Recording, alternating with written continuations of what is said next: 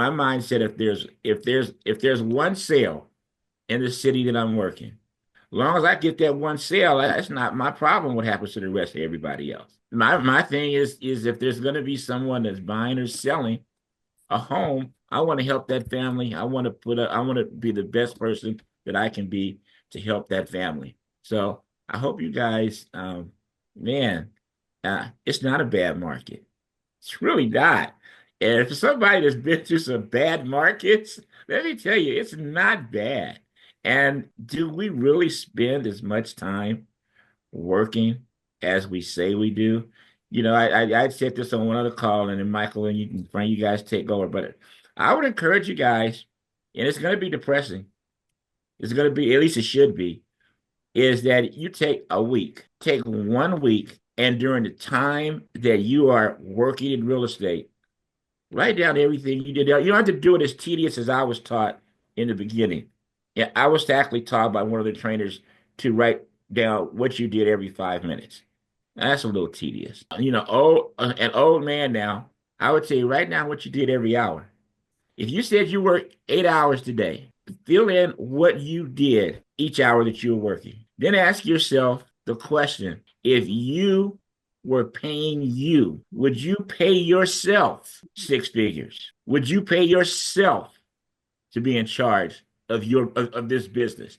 If you were the CEO of this business and you had to pay you to run your organization after you looked at what you did, would you do that? And if that answer is not an emphatic yes, I don't want to hear about how negative the market is. I want to hear about how bad things are. There's things that you have to do at that particular point, or you should be doing, in my opinion, to change yourself, your attitude, your work habits to succeed at whatever it is you say you want to succeed at. So anyway, go ahead, Michael. I had no plans of talking to nobody, but then Frank got up and went and jumped his car battery, so I had to jump in, I guess. No, no, that's good. On your point, I just think it's so great that you think about it just goes, look in the mirror. Let's all look in the mirror. I remember starting out as an agent, and I'm sure we all do this, and I hear these excuses. Oh, well, if I was Elgin's position, if I was in the business for that long, or this guy is so lucky and everything, or they have this that's going for them, and I don't have that. That's what we look at, and people make these excuses and everything like that. Look at any top producer, half the top producers, if you go out, if you spend a day with Elgin, not to say anything, you're going to spend the day with him, you're going to hang out. Hey, that's a pretty cool guy, but he's no more special than me. He just does what he does. He does the work. He does the tasks that need to be done. Look at anybody who's these top producers that you look up to and say, they're getting this stuff done. They're doing it all so great. They're not special. What's special about them, yeah, I mean, they are special, but what's special about them is they do the day to day, the minute to minute, the hour to hour. They set their tasks, they work their goals, and they do the work. The people that aren't doing it and say, oh, they're just lucky they're doing it. We're not doing that. You're not sitting there and putting in the work. You're not making the calls. You're not doing the attempts. And you're just looking at these people and say, well, yeah, they're lucky. They've been in the business for so long. Or, they were a celebrity before. Of course, that's why the people are going to talk to them. But there's somebody else who's just picking up the phone, talking to people, knocking on doors, working their leads, and that's where the business is coming, and that's all we have to do. So look in the mirror, see what we're doing, and then just improve on it. I think that's the big thing. And keep it simple. You guys have heard me Yes. say that before too. Keep it really simple. I've often said that the only thing sexy about the real estate business is the check. Everything else is a grind, man. Everything else is really work. The check is sexy because odds are that our checks or revenue that we generate can be higher than a lot of other occupations. But man, what we got to do to get to that point ain't none of that fun. I have still, and I don't care who the trainer is. I don't care what they say. I have still yet after 37 years woke up or know anybody that wakes up in the morning and says, I get the call expired for the next 2 hours. Mhm. And they're just like happy about it. No, they're not. No, they're not. Oh, I can't wait. I'm gonna go out and talk to 10 Fizballs today. Yeah, okay. I'm not saying they don't do that, but if you think that people wake up in the morning prepared to do that, and that's just the highlight of their day, it's just like like the athlete that has to practice. Like I said, my sport was basketball. You have to take 500, 600 shots a day to hopefully get 5 shots in the game and hopefully make as many of them so you don't get benched. Nobody nobody cares about that. So, and nobody's happy about it, even if you love the sport, even if you loved it. So as you're building your business, and again, there's going to be times when you gravitate to do something else, or your business elevates to a different thing, or you just change your focus, whatever it is. But make sure that you do the small stuff consistently, and you don't let yourself get distracted. Have you guys ever noticed how many of you guys have opened up your emails this morning or got text already from somebody wanting to sell you something? All you guys got, if you haven't gotten an email this morning, either you got a really great system where you don't get the spam, or you're not busy enough. Because as soon as you get busy, everybody's calling you. You all in back in the old days you didn't have this, but I get texts from escrow companies, I get texts from termite companies, I get emails from everybody can add one more deal to my business. If you only pay $9.99, you Mhm. can get you get this just like all day. Why do you think that everybody sends that stuff to us? Because they know that we're Mhm. all looking for a silver bullet, and we're all looking for something to do other than work. That's what they're looking. They know we're looking for something. So to us, we look like big suckers. Let's go get us another sucker real estate agent that we can get that's going to just pay us a whole bunch of money, and we're not, and they don't think they have to work because it's going to get them one more deal. When you could just keep your sleeves rolled up, talk to about 5 or 10 extra people a day, and get one more deal. And guess what happens? Your profit margin is high. See, at the end of the day, that's what it is. Yeah, thank you, Elgin. No, that was really good. Anyway, so April Cook is on the call this morning, and I want to give her a few minutes because she is my TC, but she's a TC for a lot of other people. And I know I'm putting you on the spot, but you don't mind because you're a pro. April, can you just share with us for a couple of minutes, maybe 3 or 4, what you're seeing with a lot of these transactions as far as the TC, something that would help us agents moving forward? Well, I think when you have a TC, you want to be clear what your expectations are of what you want them to do for you. And every agent's different. So I have to accommodate the different needs of every agent I work with. I don't work with too many because I have my own business, 30 plus years in the business. I've got a listing out in Wilton, by the way, coming up. I did decide, even though I'm a broker and everything, and I've been reviewing contracts, I'm a branch manager for EXP. Frank's in my office. I went ahead and got my certification. So 5 different classes getting certified on these various classes. And some of them I already have taken as a forms trainer for CAR. But I decided to go ahead and get that certification so then I can have the little certification on my TC signature. But here's something I want to let everybody know. It's a good reason to contact all your past clients. Call them up and say, hi, hey, have you moved your house into a trust? You want to make sure you notify your insurance company and add the trust as an additional insured. Ah. If you don't do that, they could deny payment. So if you bought the house and then you put it in a trust, you need to notify your insurance company because the house isn't in your name. So something to think about. So April, we were talking this morning because I have a new listing coming up and we had to get some details out of the way. What are you seeing sellers and buyers agent putting on contracts for commission? Can you fill us in? I don't know who's putting on what because we don't know. Here's a couple of things I came across that I thought was kind of funny, but EXP has some very good verbiage in their handbook on this stuff. So I'm just putting the seller will consider broker compensation. Will consider paying broker compensation. That's all you need because the number is negotiable. Who cares? with the new method now, when we submit our contracts, is we do not provide them a copy of the buyer broker agreement, do not provide the listing agent with that. Now, title can ask you for that, and you need to provide it to title. The listing agent has no right to that agreement. And I'm a certified trainer. So I have my one agent, he closed his first transaction. And he's calling me and forwarding emails on everything. And this one TC was saying, we need a copy.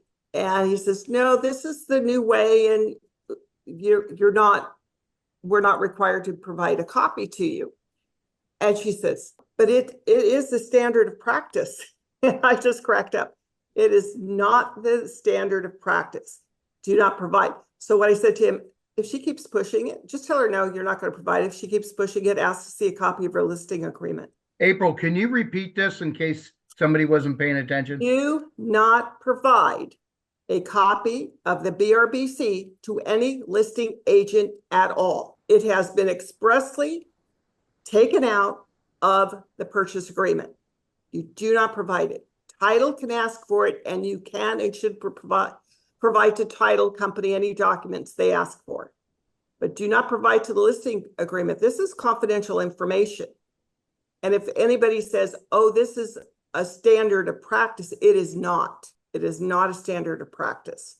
So we shut that down real quick. But a lot of agents, they don't know. They're just going to provide it. Don't. Yeah. April, if I could back you up on that, that is totally true. Because my buyer compensation agreement might be different than what the seller is willing to pay me. And Well, I have a tendency of having the buyer pay me the difference. and that's fine. You can have the buyer pay Yep. you the difference. What they're concerned about is that you have your agreement at 2% and they're paying 2.5%. And you cannot accept more than that Correct. 2%. So do your buyer agreements at 3% because you can always modify downwards. You can't modify upwards. Correct. Does anybody have any questions for April? She's my TC extraordinaire. I go to her first, number one, because she's a broker. Number two, because Debbie's very hard to get a hold of. And April will definitely satisfy, but is there anybody here that has a question for April? April, just if I'm correct, and I know that things are always moving and changing and everything, but if the only reason we give the BRBC to the other side is if it's expressly written and requested by the seller in writing, is that correct, or is that no longer even the case? Again, there is no legal foundation Okay. to provide that. It's like if we wrote a purchase contract asking to see a copy of their listing agreement. Right. Okay. And I just thought I saw that somewhere and it say, might have changed. So I'm glad that we clarified. So if you look at the verbiage in there, your buyer is affirming that this is what they're asking for, and they're not receiving, they're not asking for any more than what's provided for. So it's an affirmation. And again, there's no legal foundation to provide that. Perfect. So ask them, hey, can we counter back and see a copy of your listing agreement? There you go. You know what? Why? How is it that their contract is more valuable than our contract for a buyer representation agreement? Right. Or one has more privacy than the other. Yeah, makes sense. So I would just say, no, you have no legal right to that. What do you see most of the, I'm sorry, I had a senior moment. On some of these listing agreements, I'm sorry, they just left me. What are people putting in for their commission? No, I'm telling you, don't put anything in for the commission, or put in your listing commission, but don't put anything in for the buyer broker compensation. Just consider it. And I'm writing 3% on every listing agreement unless I'm told otherwise. I'm doing 3% on my own. I'm not getting any pushback on it. Now, our MLS, or the MLS I use, shows buyer compensation for so what MLS are you using? CRMLS. So in there, if I'm showing the seller what, hey, this is how I'm pricing, so you're going to expect this if you want to price it this. This is the houses that have sold in your area, but this is what they paid for buyers, agents, compensation. It breaks it down that much in our thing. Okay, so I'm a member of CRMLS, so they're only showing that on closed sales. Correct. Correct. That's Okay. what I mean. It's They're close not to being offering it, CR. so, but our MLS, MetroList, has eliminated that, so they don't show anything. Okay. So So- if appraisers want to know that, they're gonna have to call the agents and ask them those questions. So there's no way of monitoring it or finding, doing averages, nothing. Right. In our MLS up here, man, we can't mention anything about buyer compensation, consideration. Like they've gotten ridiculous here. Even after close? I might think they're getting rid of it. They might have to really recheck, to be honest with you, but they're more just focused on the sale price. But yeah, It's not just the settlement agreement, it's the DOJ and that Yeah. whole thing that was going on and still that's kind of why they're ongoing.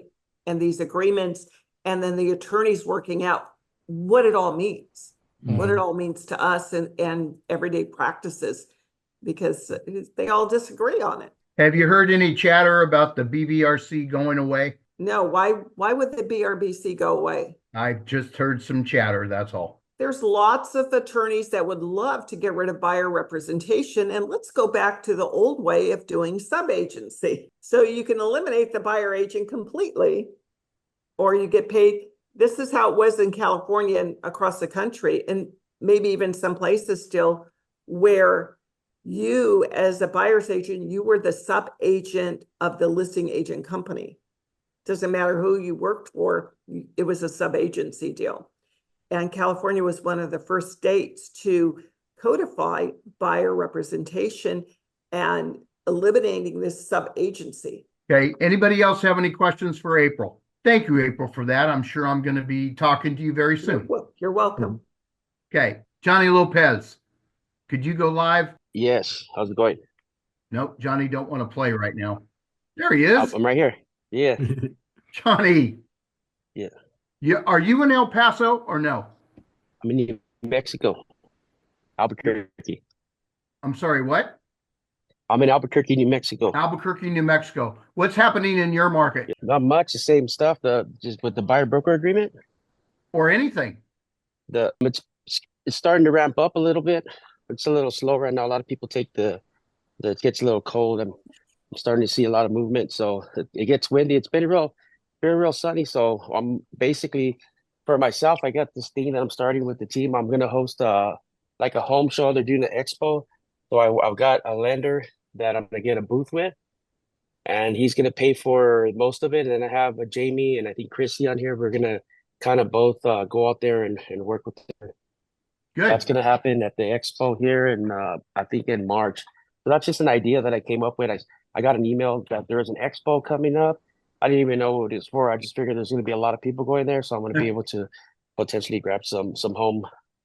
Because I'm like, what do I do? I want leads, and that's kind of like this little strategic plan that I put together with Dave Panazzo. I'm at a conference, like a sales conference. That's pretty motivating. I'm taking Jamie out there, my wife, gonna do that. So we got a couple things going on this coming pipeline as we're growing our little network. Good. And then we have a couple new agents that are starting there, and they're in class right now. Good. Thank you for sharing that. 'Tis the season for expos. I mean, it's the first of the year. Everybody's doing expo shows. It's a great way to get names. That's definitely for sure. Yeah. Marianne, can you go live? Yes, I'm here. What's happening in the East Bay? I'm just for some context, I'm fairly new, but I'm in Contra Costa County, East Bay. Yeah. I do see a slow uptick in homes coming on the market, and price drops a little bit. But is your question just in relation to just the overall market, or was it specific to the buyer broker agreement? No, just the overall market. What town are you in the East Bay? I'm in Clayton or Concord. Oh, yeah. Yeah. What's the average sale price? In this area, good question. I probably in the mid 700,000. Yeah. Yeah. You've got that Silicon Valley over there. So yeah, I could be wrong, but I'm thinking like in my direct community, that's probably the mid price. Silicon Valley is probably maybe an hour and a half south of where I'm at. Right. Those medium prices are probably in the million and a half range. Oh, I would say more than that. More than that? Okay. Yeah. So good. Jason Owen, are you on? Can you go live? Yes, I'm here. Jason, how are you, sir? Good. How are you? Good. Where are you in Santa Clarita? No, I'm actually in Granite Hills, in Northridge. Yes. We did a open house this weekend in Okay, I think Garden Grove. I think it was the city. I can't think of the name for some reason right that's now. down But by Disneyland. yeah, yeah. In fact, I'm let me make sure I'm saying the right city here because it may not have been Garden Grove. It may have been I think it was Garden Grove. But regardless, the unit was a four unit. The property was a 4 unit. Oh, I can't. My words are gone this morning. Income generating property. And it seems like there's a lot of people who are trying to find somewhere to put their money in as far as like income property. Yeah. So I'm seeing that a lot more because people know that they have to invest their money somewhere and as far as real estate and not live in it or manage it. So I see a lot of that. So I think we might go back in that area and try to get some open houses because obviously that's where we get our leads and it seems like every single buyer that we saw was looking for that. Yeah. Okay. All right. Good. Thank you for sharing that. I appreciate it. Yeah, he's driving. Clarence, can you go live? Yes. All I right, that actually was an grew up in inside Garden joke. Grove. I grew up in Garden Grove, so Garden Grove. That's the guy who had the Cathedral Church right next to Disneyland. yeah. I used to skateboard there. Yeah. No, I am actually sure that it was not Garden Grove, and I can't think of the name. I'll come back when I get to remember the name. Well, the call might be over, bro. It's Monday. It's okay. Yeah, it's Right. okay. First of all, I hope for the newer people, I hope I didn't put you on the spot, but I don't want the same people talking all the time, and we want to hear from you. I didn't call on Jamie Hernandez, did I? No, you didn't. Is that a good thing? Well, no, I'm a new agent. I'm still getting set up, so I really haven't gotten out there yet. Jamie, we were all new agents at one time. Don't worry about it. We were all new. Okay. Jamie, where are you calling from? Albuquerque, New Mexico? Got it. Yeah. Yeah, that's Ralph. Isn't that Ralph Payne's group out there? I'm not too sure, but I'm with Johnny Lopez. Johnny It's Lopez. Okay, good. Yeah. it's David Mariah Ceballos. David Yes. Mariah. But he's with Ralph too. Ralph's in Oklahoma. Yeah. I keep waiting for Ralph to call me out. I said, give me a group of 20 people. That's his goal. So, Sid, what do you have to contribute before we wrap up the call? Yeah, I want to totally build on what Elton said. It's all about mindset. It's totally about your mindset.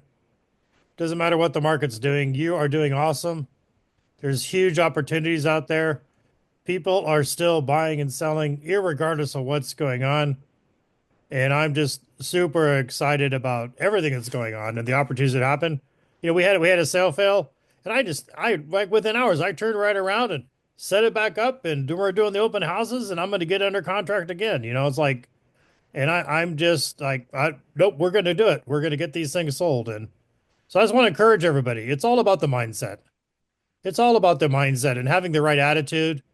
That's what attracts opportunity. That's what attracts business. And that's what helps you to sustain your life. I'm in this for the long haul. And I feel so much excited about my future now as compared to before. And I'm glad I'm with a great company, with great people. I was at a conference this week with, other brokerages, and boy, they were, like Elton said, they were not all smiles and roses and everything. And I'm like, I'm sorry, man. You're just, if you want to talk, I'm here, Hey, Sid. Yeah, because you're too humble to tell anybody. So what did you just hit for the third time or fourth time? What did you just hit? Yep. We're right on that edge of 3-time icon.